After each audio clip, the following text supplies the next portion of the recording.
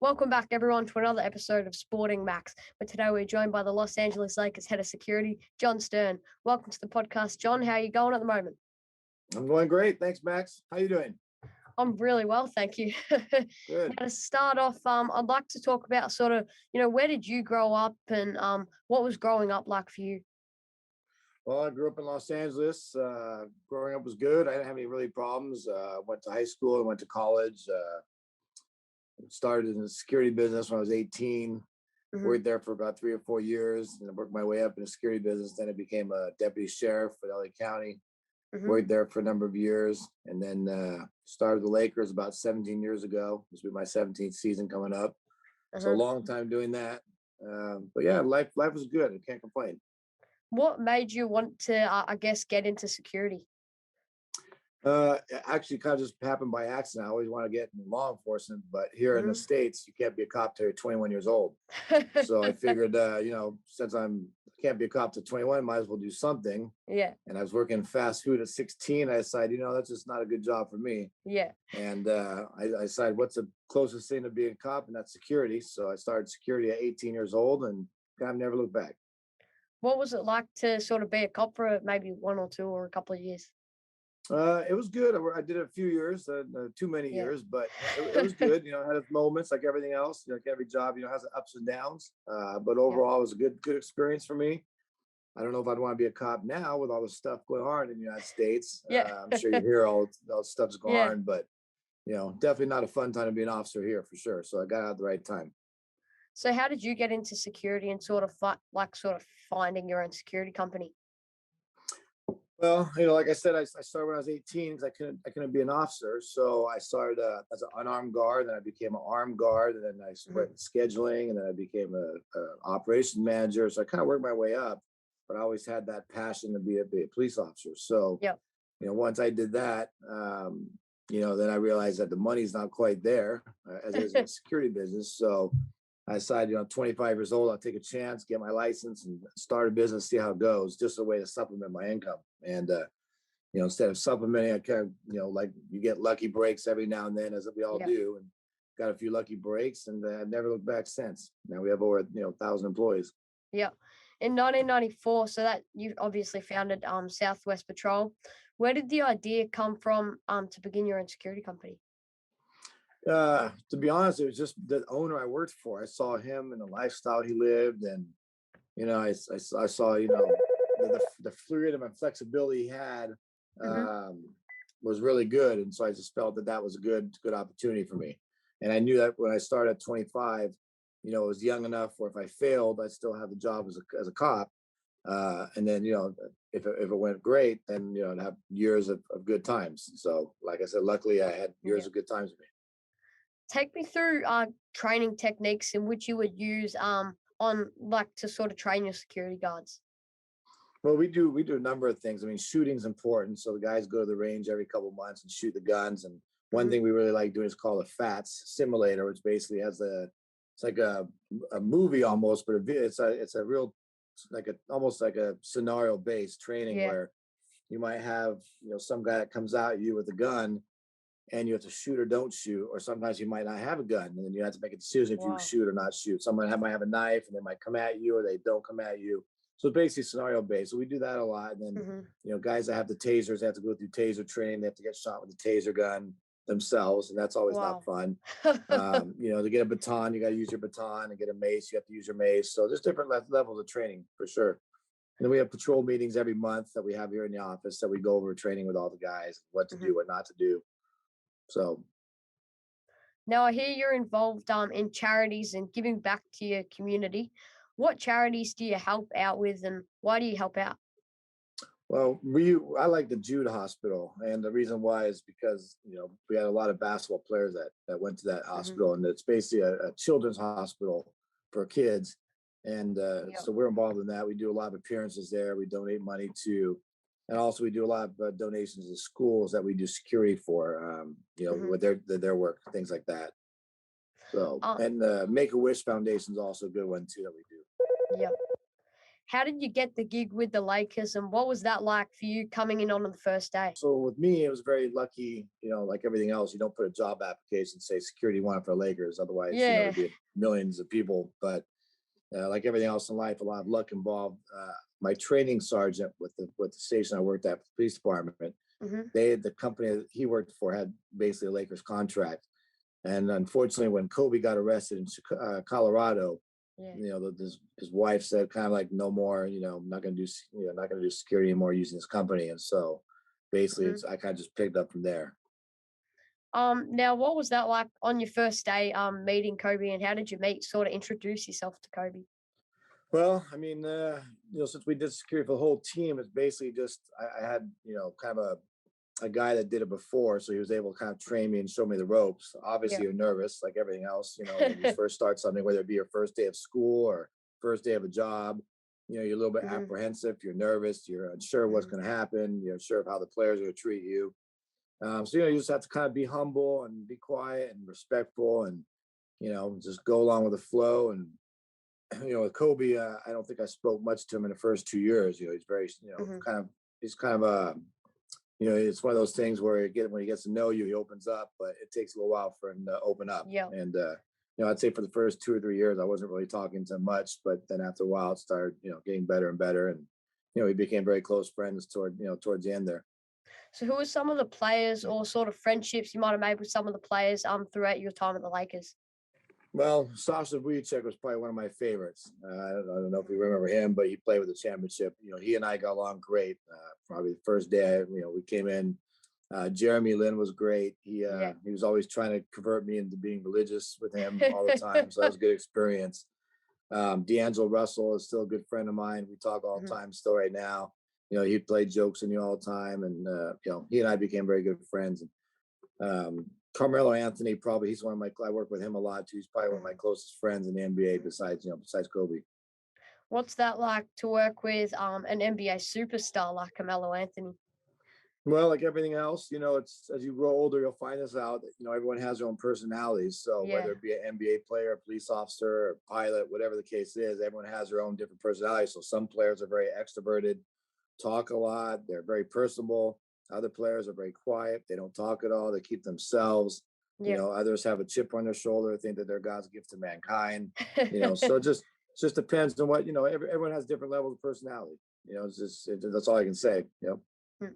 So what was that experience with Kobe coming out for the Kobe tour to Australia, and what did you do while or experience while you were over It was great. Besides a flight, was a long flight there, but other than here? that, we had a good time. We did a lot of meetings and stuff with Chris. Him. Mhm. We took a few nice walks, did a couple nice dinners. We were going to see a play over there, but we didn't have time because the meetings that conflicted with it. But Mhm. actually, you know what? We did see a play. We saw the first half of it, Harry Yeah. Potter, Yeah. and we What did what that, and that was a good what one. was that like to watch? That was good. It was really good. We got great seats. They took care of us, and it was a good experience. First play I ever saw, so it was good for me too. So can you tell me about And a bit Kobe's a about huge Harry Potter fan. He's like the biggest Harry Potter fan on the planet. So he's read every book. he would We have went to loved it. Disneyland. We went to Orlando, and we literally went and met all the cast and characters of the movie and stuff. And Yeah. that was a good experience. So, Can you expand and elaborate a bit on your time at the Lakers?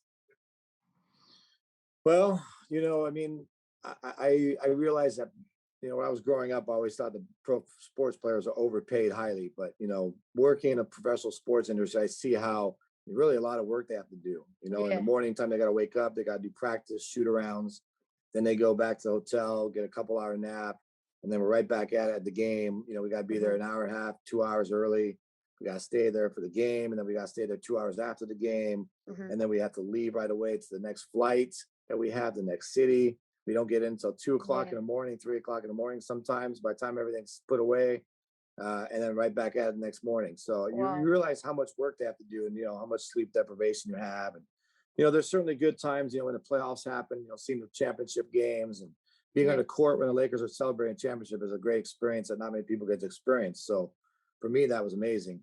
But overall, just seeing how much work they have to do, in the gym, working out all the time, and Mhm. eating the right nutrition and practice, practice, practice. I can't tell you how many times we land in a city and the first thing we do is go to the arena and just shoot baskets over and over and over again. Yeah. Um, So it's really a lot of work that these guys have to put in, and they have a very short career. So if they want to make a Hmm. lot of money initially, they have to do that because they don't really have anything else to do post basketball unless you're, coach or something like that. Not many people do that. So Hmm. I guess just the overall knowing that how much work and effort they have to put into it made me appreciate pro sports a lot more.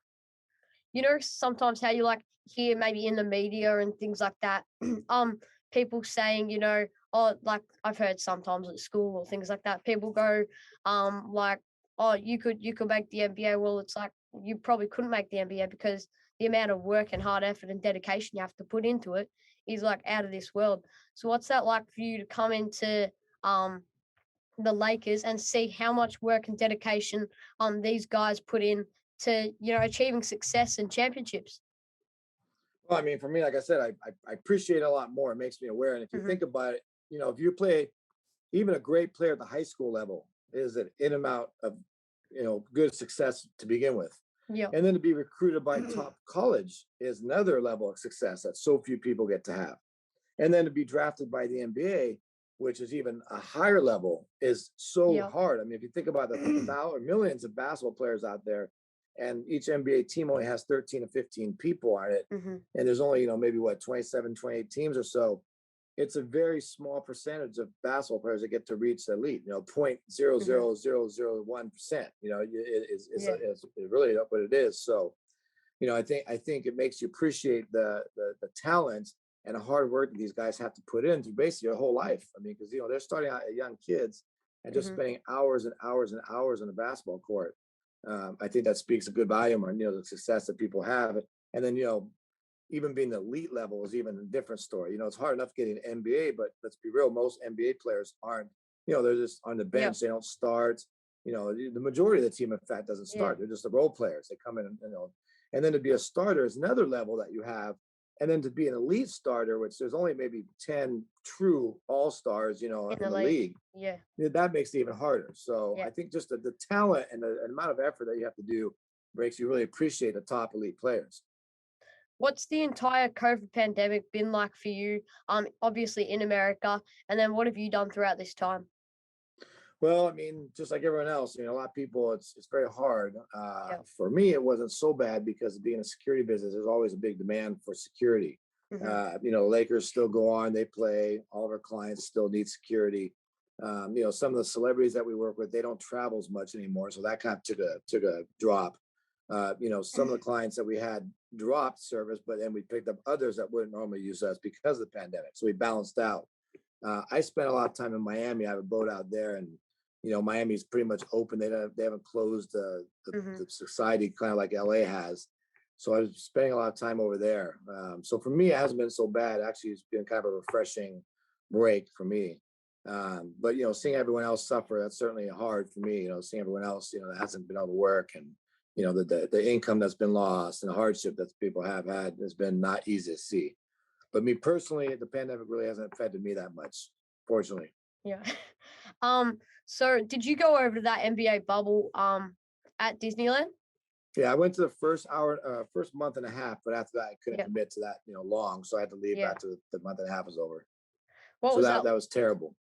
The Did, food stank. yeah. They had to drop off the food to your door every day. You couldn't go out to eat anywhere. You couldn't leave the bubble at all. But Hmm. they had a golf course there. They had pools there that you can do, stuff. And they had exercise equipment you can do. So it wasn't too bad. But spent a lot of time watching TV. I probably watched more TV in the last month and a half than I have, a whole year.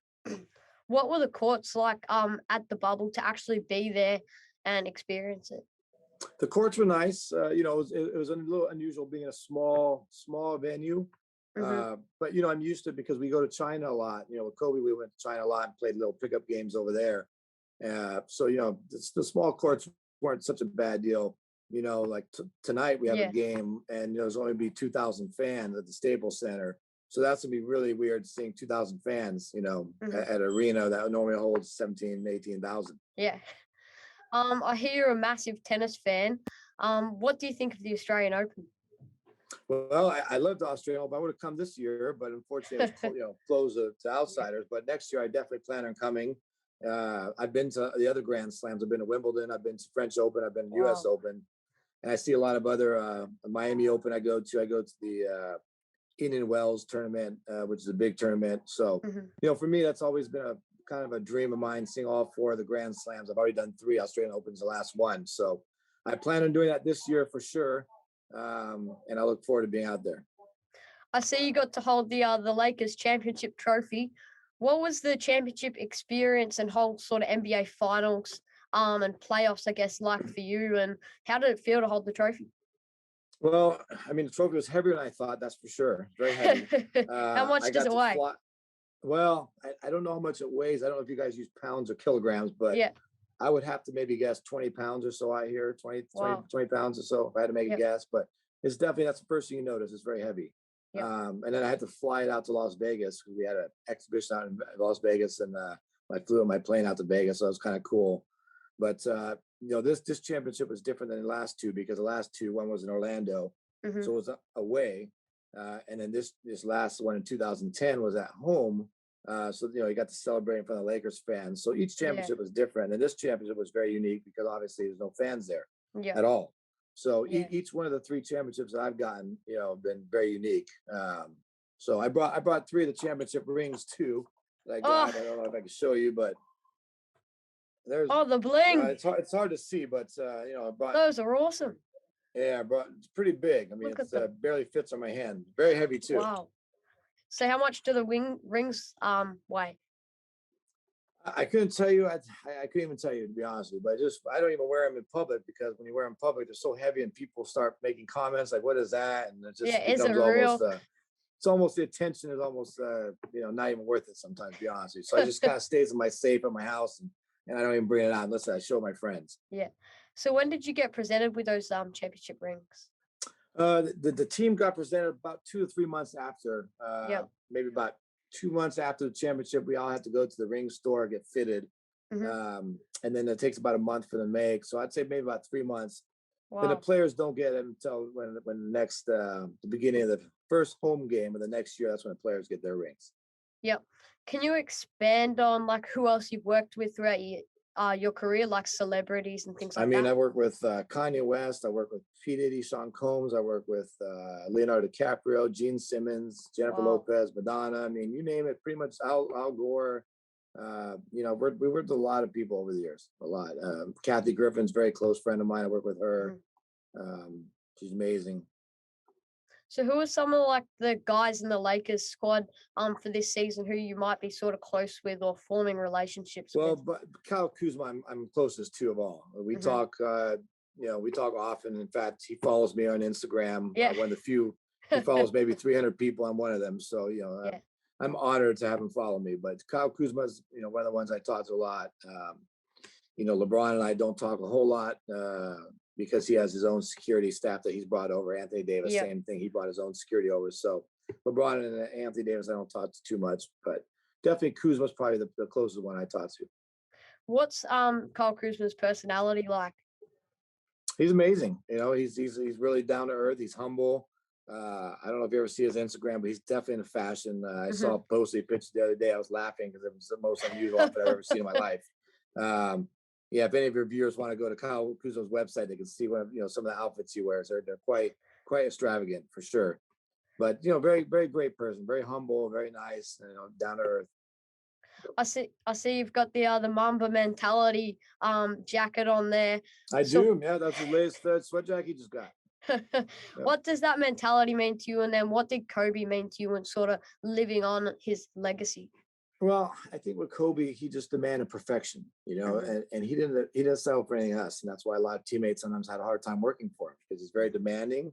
But when you're demanding, you get the best performance out of people. You don't want Yeah, slackers working for you. When you're in the NBA, you want the best effort given, best of the best. and he didn't settle for second best at all. And so I think if one thing Kobe taught me, it's that you got to work hard to fight what you want because this world's a jungle. There's a lot of competition out there.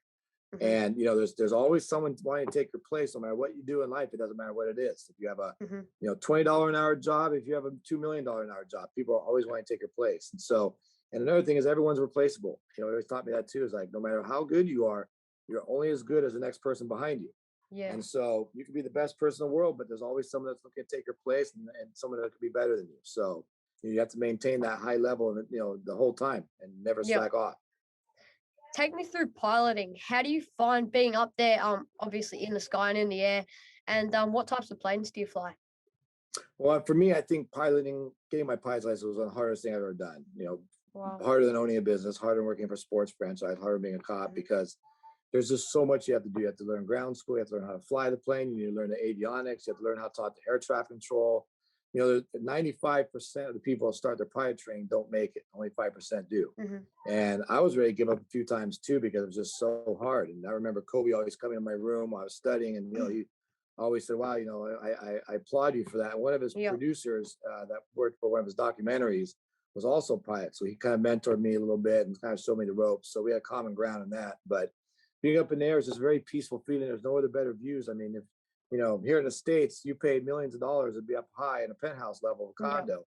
And that's only 500-600 feet up in the air. When you're up in the air at thousands and thousands of feet, you're gonna get Yeah. a better view. Yeah. And so for me, it's just the serenity of being up there alone and seeing everything down there is just amazing. And it's challenging flying an airplane too. So I fly right now. I fly a Piper M600, the turbine. It's a six-seater. It's Yeah. nice. It goes up to 30,000 feet and travel fast and far. So that's a plane I like. What's it like to be a pilot, and how long have you been a pilot for? I've been a pilot for about 10 years now. And like I said, being a pilot is just, it's just one of the best things I've ever done. And if I wasn't doing this, I'd probably be a pilot, as a career, working for the airlines. Yep. If you weren't in security, what would you be doing? I'd probably be a pilot right now. That's probably what I'd be doing. A pilot or law enforcement. Who are the best and I guess worst clients you've ever worked with? Well, the best clients would have been, obviously, Kobe Bryant, obviously Yeah. one of my favorites. With Yeah. Kobe, the best thing I like about him is he would want you to do things that he did. If he went shark diving, you would go shark diving with him. If he was going swimming, he'd want you to swim with him. If he was going to zip line, he'd want you to go with him. If he was going Mhm. whitewater rafting, he'd want you to go with him. If he's eating dinner, you're eating dinner with him at a table. Mhm. But a lot of the clients I work with, you're sitting far away. You're not doing the things that you're doing with him. So that's Mhm. one thing I liked about him was more of a, almost more of a friend relationship than a work relationship. And got to do amazing experiences with him. Traveled all around the world many times. Got to meet, President Obama. Yep. I got to see him play basketball at the White House with President Obama. Was amazing. We got to meet the Prime Minister of China in a 350-foot yacht out in Shanghai. Those are experiences you'll never get in your life. But personality wise, I'd say Gene Simmons, Al Gore were some of the most respectful clients I've ever Mhm. had. P. Diddy was one of the worst. I couldn't stand him. Just a total jerk. And I have no problem saying that. And I tell him straight to his face. So, How did you feel when you I guess met President Obama? well, it was a very quick handshake. I didn't get a chance to talk to him much because it was when we won the championship. We went to the White House, so it was Yep. very quick. We went in one of the rooms. He had a little press conference there. He introduced the players, and Mhm. obviously I wasn't part of that because I wasn't with the players. I sat off to the side, but he Yep. just basically came to everyone in the staff, shook everyone's hand real quick. It was a hi and bye moment. So certainly didn't get a chance to know him or speak to him, but Mhm. nonetheless, it was a great experience being around the White House, seeing how it worked, and things like that. Who's the most famous person that you've worked with? Uh, I would say probably Kobe, and the only reason why I say that is because he was so known throughout the globe. Yep. He's very well known, obviously, in the United States, but Mm. also he was well known in Asia. I mean, Asia, he was like a god. Asia was one of the most popular, most high density, place on earth with Mhm. 1.3 billion people, and everyone knew him. Where we went in the streets, people were crying, to see him, and you Wow. could see videos of him out there and just mob mentality all over the place. Even when we went to Europe, people Mhm. come over and say hi to them and stuff. Whereas a soccer player from Europe comes over, unless you're like a David Beckham, you come over to the United States, you're basically not very recognized at all. Yeah. So everywhere we went, even Australia, he was recognized all over Australia and being Yep. hounded over there. And so I think he was a worldwide figure, whereas some of these other guys, they might be very known in the United States, but they're not so much known in the whole world. So I Mhm. think for me, Kobe was probably the most famous person. Name a place that you haven't visited yet that you want to visit. Russia. Mhm. I Why? had to go to Russia and then Bora Bora. Well, just you see so much on the media and how it's portrayed, and I've Mhm. been all over the world so many times, and that's one of the places I haven't been to. And the other place is Bora Bora. I always like to go there, but I made a commitment to myself that I'm gonna wait till I get married, and that's my honeymoon spot. So that's why I haven't gone there. This is obviously, like you mentioned earlier, 17th season. This season, with the Lakers. What's first of all, like congratulations on such a sort of long career with the Lakers, and hopefully it continues. What's this sort of season's outlook and outlay looking for you at the moment? Well, I mean, for the team, I think it was looking great until Anthony Davis and LeBron got hurt. When they got Yep. hurt, obviously, it's been a little different, but I still suspect that they're going to come out strong in the playoffs. I mean, Yeah. you got teams like Philadelphia and now New Jersey Nets. Those are some great teams now. Yeah. I think they might present a challenge to the Lakers. I mean, the New Jersey Nets have a great star talent that they have over there. But I still think the Lakers are going to probably come out on top on the West. I think the Clippers will be a good challenge for them, but I think overall the Lakers I think will still prevail once Anthony Davis and LeBron get healthy. Because when they're both healthy, it's a pretty They're scary team. unstoppable. They're unstoppable. Yeah. Thanks, So John. remember, it's sports though. Anyone's stoppable in sports. There's been many upsets where you have the David that comes in or the Goliath that comes in, and then David unseats him. So I mean, it happens. But at the moment, you've got teams like Utah on top of the West, and it's like And Utah's a great team too. I don't think I just anyone don't think they're going to go that last deep, season expected that to happen. No one expected that. And that's the beautiful thing about sports. Sometimes you got teams that are so and they come out great, and other teams are expected to do well and it's trying to be not so well. So who knows? That's the beautiful thing about sports. You just can't predict what's going to happen. Yeah. Thanks, John, for coming on the podcast today and putting aside no problem, Max. A period of your time to come on and have a chat. My pleasure. No problem. Have good luck. Thanks, John. Stay tuned, everyone, for some more Sporting Max.